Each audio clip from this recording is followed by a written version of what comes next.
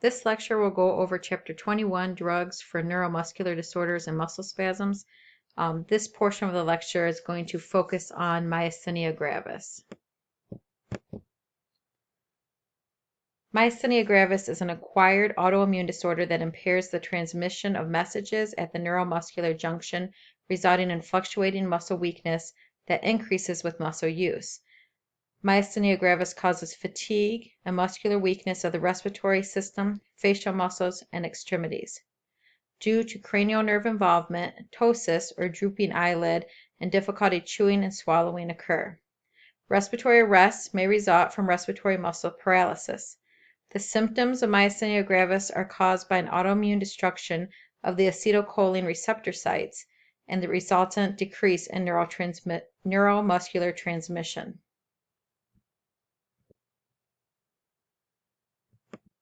Again, myasthenia gravis is characterized primarily by weakness and fatigue of skeletal muscles. In 90% of cases, eyelid or extraocular muscles are involved. The patient may experience ptosis or diplopia.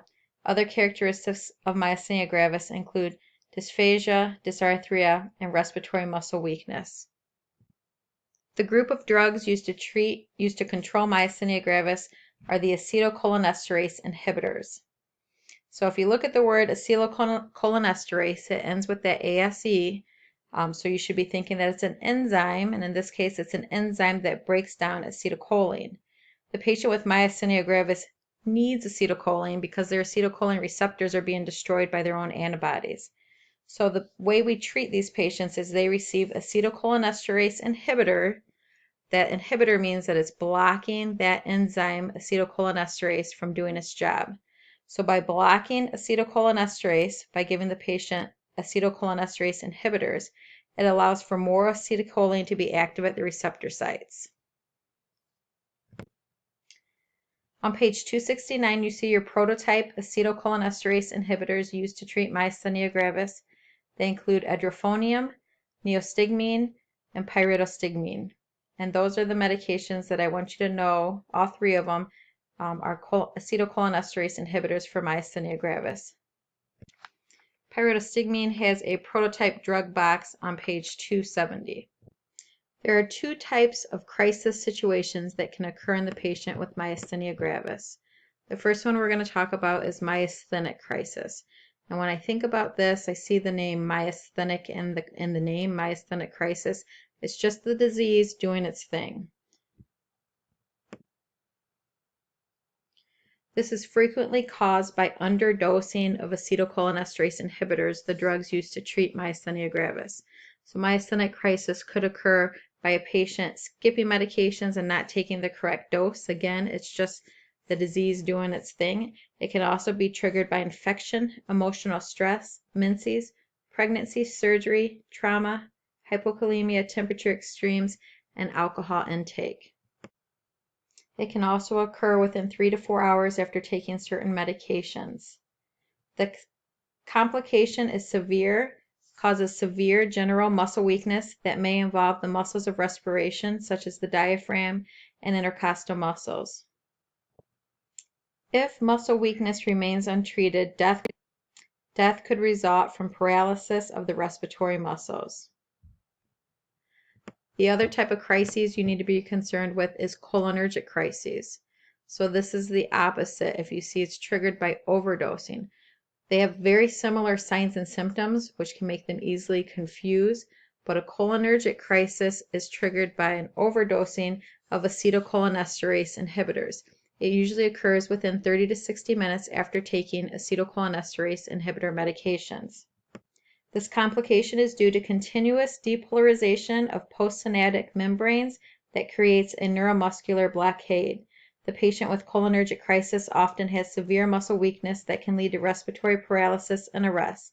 Accompanying symptoms include miosis, pallor, sweating, vertigo, excessive salivation, nausea, vomiting, abdominal cramps, diarrhea, bradycardia, and fasciculations, and voluntary muscle twitching. So let's say you're working in the emergency department and a patient with myasthenia gravis comes in and they're experiencing severe muscle weakness and actually some respiratory distress because of the weakness.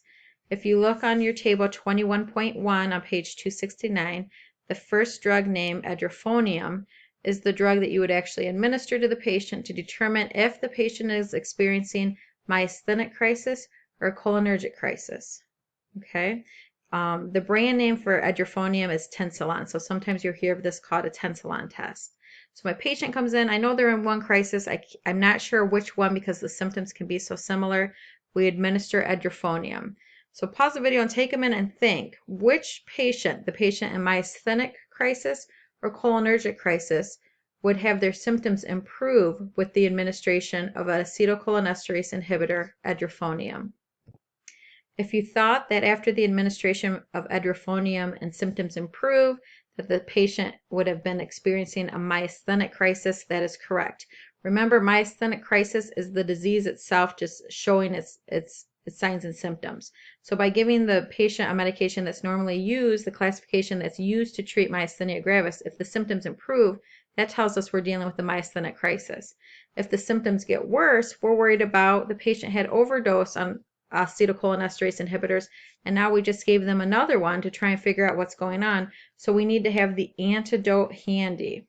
So if our patient came in with cholinergic crisis, but we weren't sure which one it was, myasthenic or cholinergic, we give them the edrophonium, they actually get worse.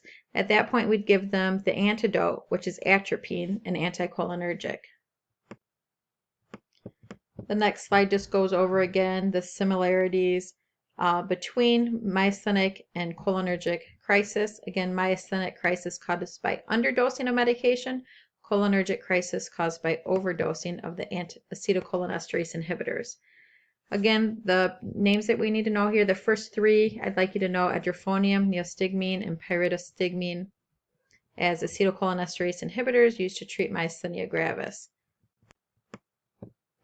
Side effects to acetylcholinesterase inhibitors include increased salivation and tearing, miosis and blurred vision, bradycardia and hypotension, and GI distress such as nausea, vomiting, diarrhea, and abdominal cramps.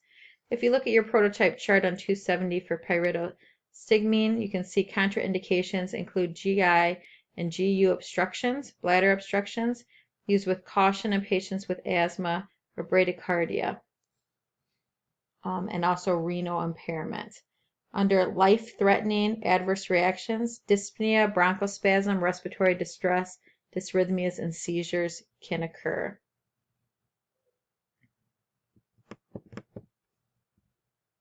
Patients who are unresponsive to acetylcholinesterase inhibitors as treatment may receive prednisone. And if you see that S-O-N-E, you guys should be thinking of what classification? If you thought corticosteroids, that is the correct answer. Remember, myasthenia gravis is an autoimmune condition. So one of the things a corticosteroid like prednisone can do is it can turn down the body's own immune system. Other treatment could include plasma exchange, IV immunoglobulin, and immunosuppressive drugs. Go ahead and take a moment to look at the purple nursing process box for drug treatment for myasthenia gravis, pyridostigmine on page 269, and pull out what you think is the most important information. So under assessment, we want to get a drug history from the patient. Patient should avoid atropine, atropine-like drugs, and muscle relaxants. We need baseline vitals, and we need to assess for signs and symptoms of myasthenic crisis, such as muscle weakness and difficulty breathing or swallowing.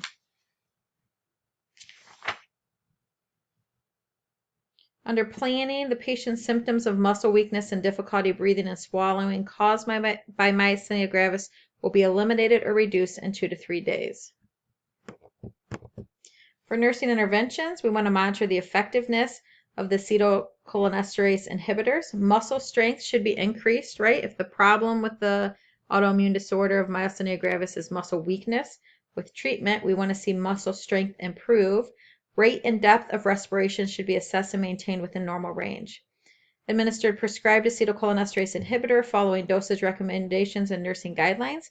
Observe patient for signs and symptoms of cholinergic crisis. And again, cholinergic crisis, you should think overdosing of that acetylcholinesterase inhibitor. Signs and symptoms include muscle weakness, respiratory failure, increased salivation, sweating, and bronchial secretions along with miosis. Have the antidote for cholinergic crisis, atropine sulfate, readily available. Teach patients to take drugs as ordered. encourage them to wear a medication identification bracelet or necklace that identifies their health problem. Teach the patient about the side effects of the medication and when to notify a provider. Advise patients to report recurrence of symptoms of myasthenia gravis to the provider. Inform patients to take the drug before meals for best absorption. If gastric irritation occurs, take the drug with food. Then finally, for evaluation, we want to evaluate the effectiveness of the drug therapy to maintain muscle strength, determine the absence of respiratory distress, and evaluate the correct use of the drug by the patient.